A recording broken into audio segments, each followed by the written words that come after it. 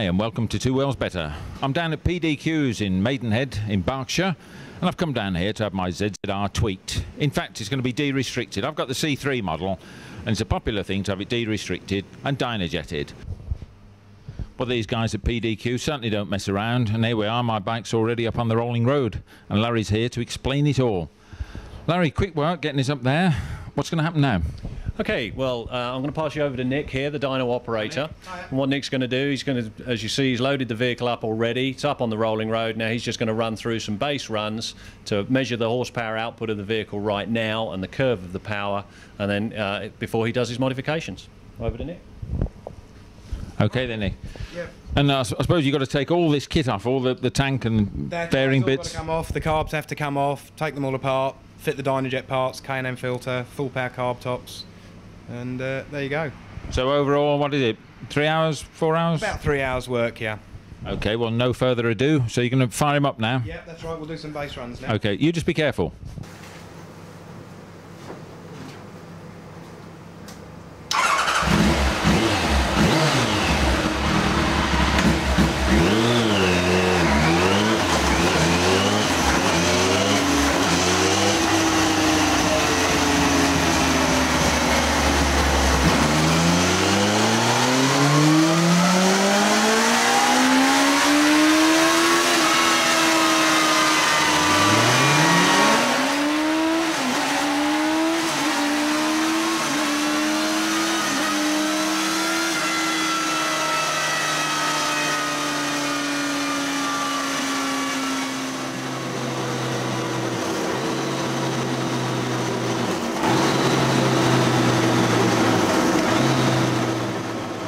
Well, that was a pretty impressive test, and you needed these ear defenders on just to stop yourself going deaf.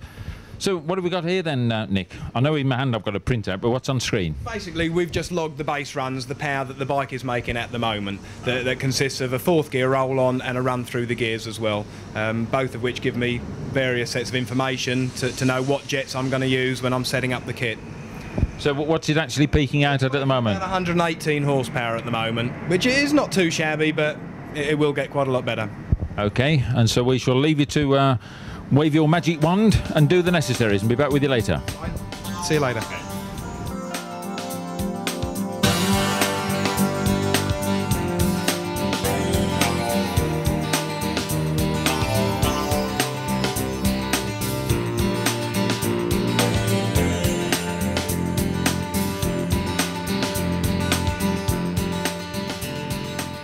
Right, Nick, I see you made a fair bit of progress. How long has this taken you to get it down to this stage? This is about an hour's work so far to get the carbs off in this condition here. What I've done here, just to show you the difference in these carb tops, this is a de-restricted one and this is the standard restricted one.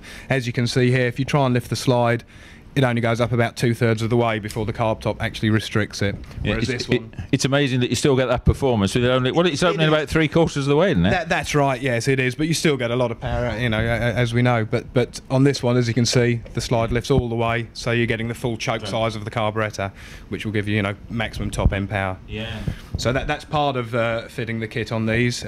We also changed the main jets for Dyno Jet main jets, the slide needles, which are this bit here for a Dyno Jet needle, and we also drill one of the slide lift holes, which is this one here, to just making it slightly larger, which gives better throttle response. So as you come back on the gas, the slide will lift a little quicker. Does that just balance up the air above the diaphragm and below then? That's right. I mean, CV carbs work via the vacuum created by the demand from the engine. That vacuum passes through that hole there to above the diaphragm, and that's what sucks it up. So the bigger that hole, basically, the quicker the slide's going to lift. Okay.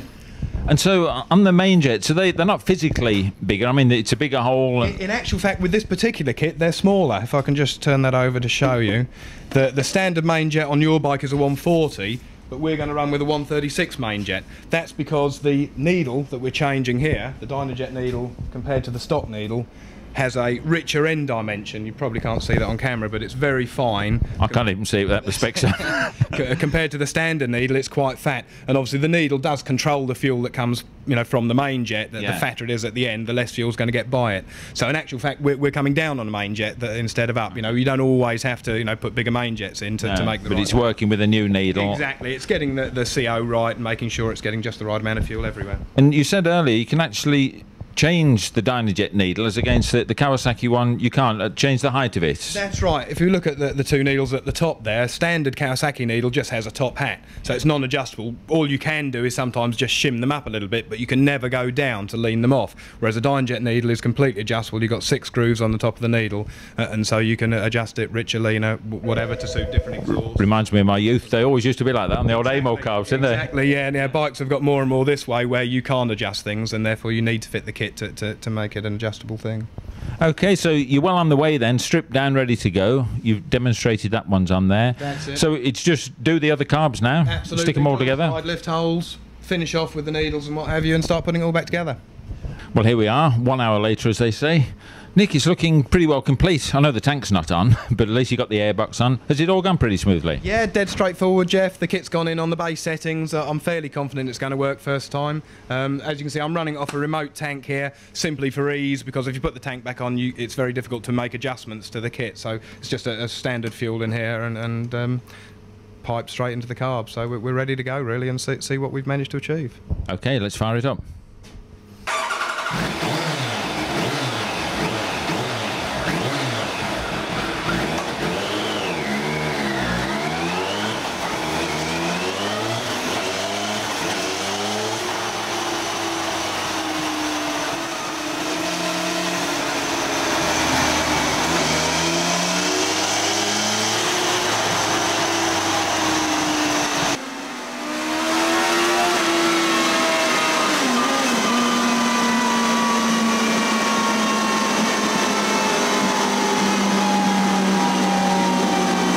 Okay, Jeff, we're going to have a look and see what we've managed to achieve here.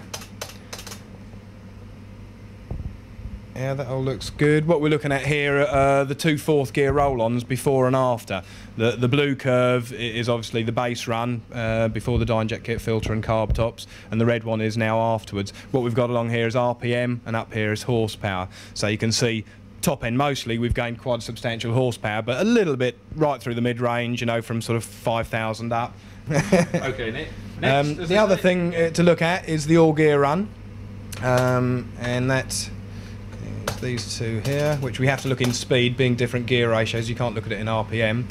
Again, you can see that the red one was the base run, the blue one is after. The tops are a little bit squarer. It's lifted the power nicely.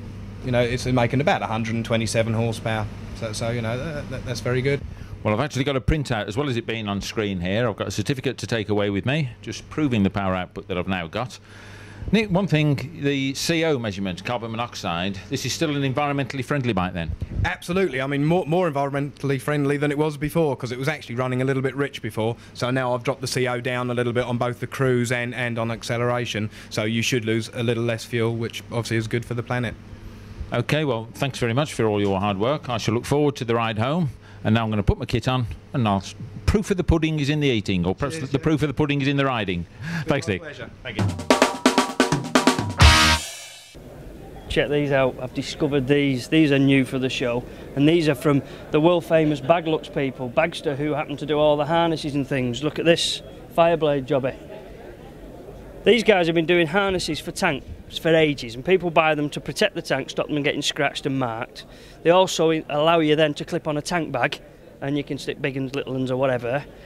Colour matched, but I've never quite seen them like. I mean, this is real. This is a Fireblade lookalike, and now new, a seat cover, and such as this now matched up to your Fireblade with the tank harness on. It just finishes the bike off a treat. As you can see, there's a multitude of ones you can get. For your CBRs, oh good lord, alarms going all over the place. CBRs, VFRs, YAM FZRs, just about every bike you want. Such a combination like this would cost you about £70, and all you need to do is get yourself one of those staple guns and staple them to the plastic of your seat. You've transformed it, just looks the business. About 70 quid for a fancy harness like this, and around 70 quid for the tank bag. So for just over 200 quid, you can really finish your bike off, carry a toothbrush and go places.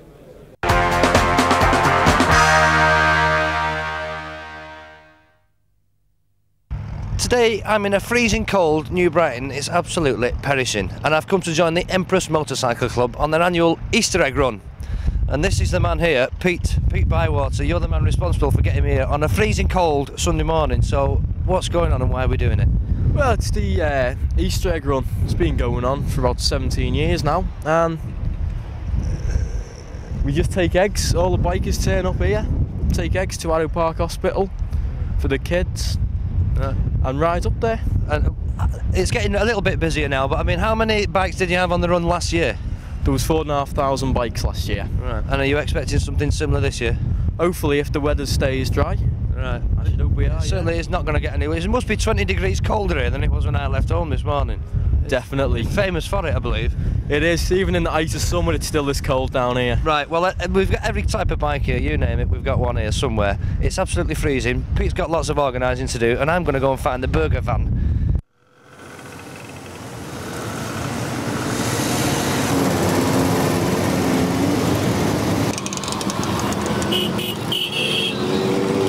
Now, I just found a very strange looking chapper here. This is Ian Emery, local biker. Ian, why have you got a chicken on your head? I didn't know I had. Where? I was going to interview the chicken, but I thought, no, better not. That's very nice. This is I noticed you've got the goggles on there. I thought, That's right. Must be on an old bike. Yep. Look at this, BSA 650 Lightning. 1971. Yeah. 650. I've had it about 10 or 12 years now. Right. So it's had a little bit of tender loving care, this, hasn't it? Have you done all that? I restored it 10 years ago. Right. When it came back from the States. Yeah. And I've been running it ever since. Right. And you're not tempted to go for the new technology and all the high-tech stuff you get these days? Not really, no. No. Sooner stick to the old traditional bikes. You still look a bit daft with goggles on your head on the Fireblade, won't you? True, yeah. And a chicken. And a chicken, even dafter. Yep.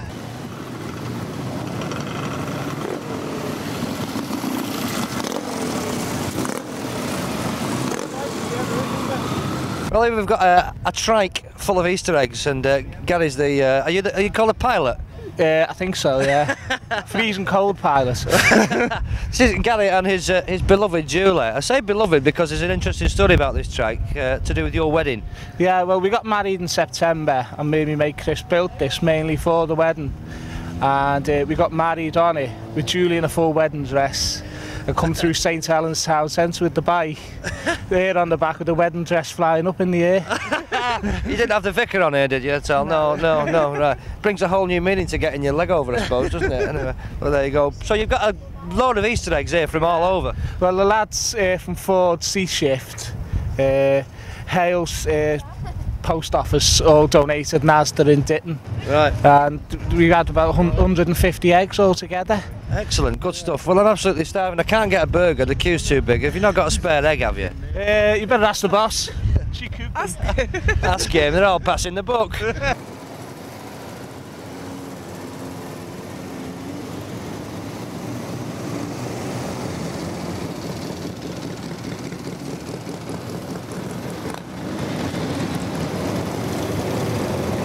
Well, I said we'd see every kind of bike here today, everything from the latest superbike to some of the oldest bikes that are still on the road. This is Tony Pollard. Tony, what's this? This is your pride and joy? Yeah, this is a 58 G11 matchless, Right. made out from a box of bits.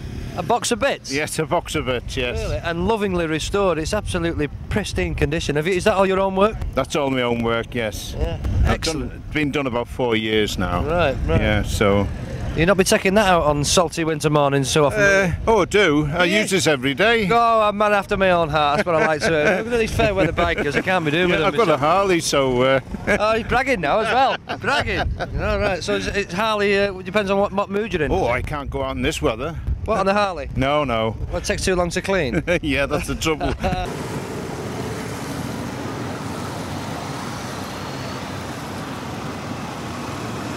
Well, you know, I feel as though I've just blinked and all of a sudden it's gone mad round here. There's thousands and thousands of bikes. Pete, I mean, this is awesome, isn't it? It is, yeah. It's absolutely unbelievable. Have you any idea yet how many's here? Going off last year? Well, last year, all down there was 4,500 bikes. Right. Well, now we've got all the rest of that road up there, and It's just must be incredible. 5,500. Absolutely incredible. You know, anyone who thinks that these bikers, you know, I mean, me included, they think we're all dirty, greasy hooligans who ride around frightening old ladies. You should come here and see what the lads have done here today. It's absolutely incredible. Anyway, I've got my map. I haven't got a clue where I'm going, but... Neither have we. Nobody knows what's happening. But anyway, have a good trip and we'll see you at the hospital. I will do. Thanks a lot, mate. Cheers.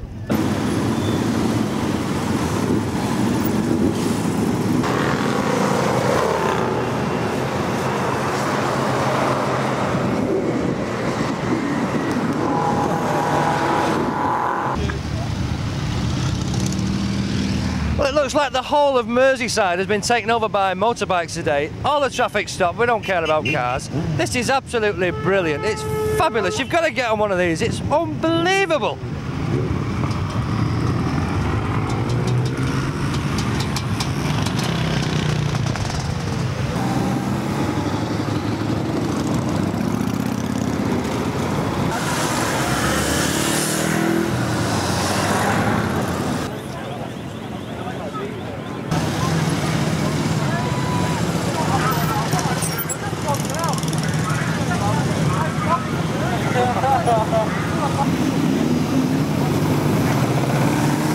You know, they told me, they said cars aren't allowed on this convoy.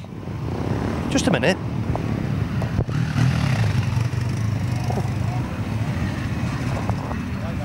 Hello?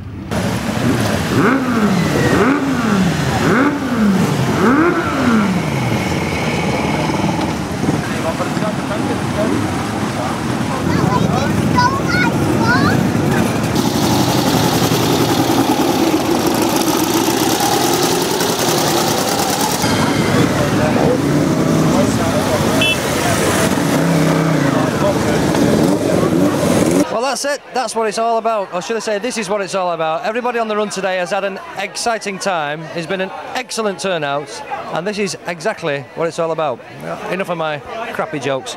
Let's go and see where all these eggs are going to go. I'll just interrupt these nurses here. Hello there. You've obviously come to collect some eggs. I have indeed, Right, yeah. so all these eggs, there's millions of them here. They're not going to stay here in this hospital, are they? Well, I'm collecting for A&E, so they are going to other hospitals in the area, such as Clatterbridge. And they go to children's homes and places like That's that? right, yes, All yeah. over. So, but we see a lot of children down in A&E, so obviously in the Easter holidays, the children appreciate the eggs. When And you don't see too many bikers down there, do you? we do, we see enough of them. We look after plenty of those. Too many. Right, well, I'll let you carry on and Thanks get your very eggs. much.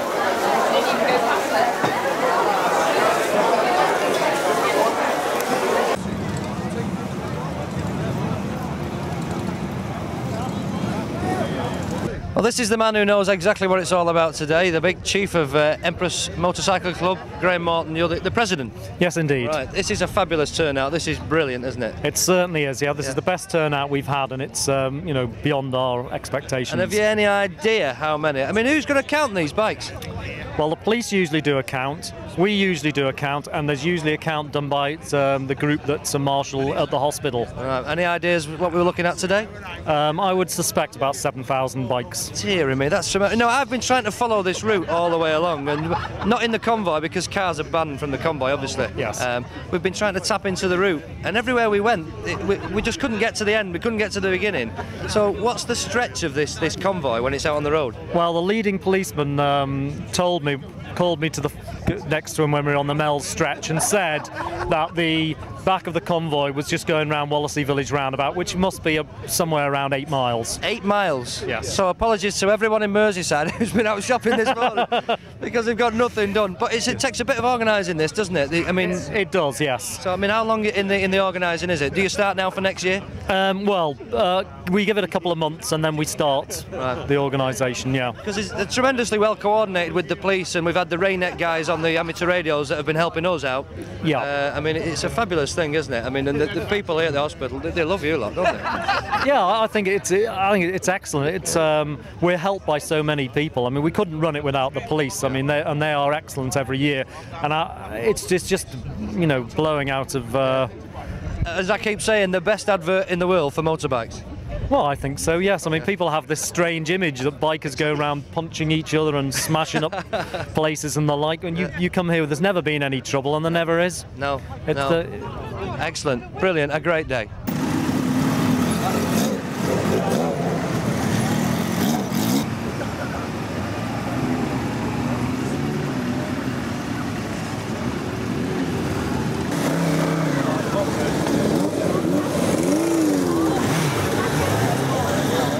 Well, there you go. 4,000 and something, don't know who's counted them, but an awful lot of bikers all come to Arrow Park Hospital here to donate their eggs. Doesn't sound very good, that, does it, really? But you know what I mean. Isn't this just the best advert for bikes you've ever seen in your life? They've all come here today in their own time. It's costing them money to do it for no personal gain. Absolutely fabulous.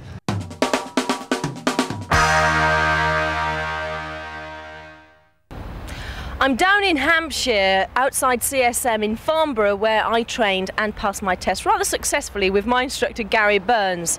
Now, what is the importance of having an accredited place to train and a safe place? It's to do with the professionalism of the company. Each instructor is a full-time instructor, and people get the backing from a company like ourselves. We've got all the equipment to provide for them. So what do you expect when you first come to CSM and say, I want to ride a motorbike? Where do you start? Well, the first thing we do is we ask them, have they ever ridden a motorbike before? If they're a total novice and they say no, then we offer them a free 1-hour introductory lesson. For where we take them to a car park, to a motorcycle, kit them up, and actually get them riding around on the bike. Should they already have some sort of experience on a bike, then we then we turn that into a assessment of their ability. There's 3 things that we're really looking for, which is can they balance the machine, how they control the machine, and how they take to instruction. Providing they meet those 3 requirements, then yeah, we shouldn't have a problem. Okay, so perhaps if I wanted to have my lessons and I was really stressed for time all the time, like most of us are, because a lot of people have lots of freelance and crazy jobs, how would they go about getting their lessons in? Well, the first 2 options that we normally talk about are the 3-day course, which is for somebody who's experienced on riding a bike already. Now you tell me! Alternatively, if they're a total novice like you were yourself, then you carry out the 5-day course. I know that you deal very well with all sorts of people because you dealt with me brilliantly. I was very nervous, and we discovered that literally about an inch set of the handlebars further back made my riding a lot easier. But what was I really like before we discovered the minor technical difficulty? Yeah, you were quite nervous, obviously, because motorcycling was new to you then. But as time went on, things got a lot better, and you got more confident with yourself, and you found that as we went through each stage, you thought, hang on a minute, I can actually do this. And you gained confidence the whole time, working your way through. Fairly average student then? Definitely. Oh, yeah. Average.